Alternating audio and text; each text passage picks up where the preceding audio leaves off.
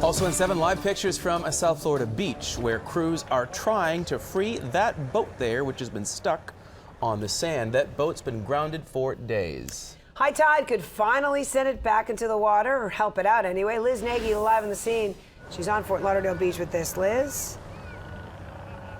Belkis, they have finally been able to start moving that boat back into the water. It's been sitting here since nearly midnight on Friday night, and as you can see, it is finally being towed back out to sea. It's taken days worth of digging and towing to even get it to move this much. The Joycelyn 2 is good and wedged into the sand. When the boat hit the beach, it actually normally sits like this. Here's the bottom of the boat, here's the keel. When the boat hit the beach, it snapped it, so the boat's actually laying on top of the keel. The keel is what's making it much tougher than they imagined to get back in the water. So it's like giant suction pad on the bottom of the boat. Sunday, salvage crews tried to tug it back out to sea. They had actually 2 boats that were out tugging on it and just pulling and pulling and pulling, and it just wouldn't go. The 63-foot boat has been stuck since late Friday night. The Coast Guard says the boat was headed back from a commercial crabbing run when it ran ground on a submerged reef just off Fort Lauderdale Beach.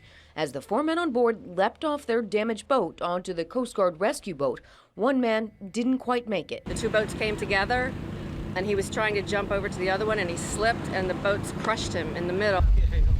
Now, nearly 2 days after the Joycelyn 2 beached itself at the water's edge and one rescue attempt failed. It started to tilt back and forth, but there just wasn't enough water around it. Salvage crews have the sand dug out from underneath, and the crabbing boat is nearly free.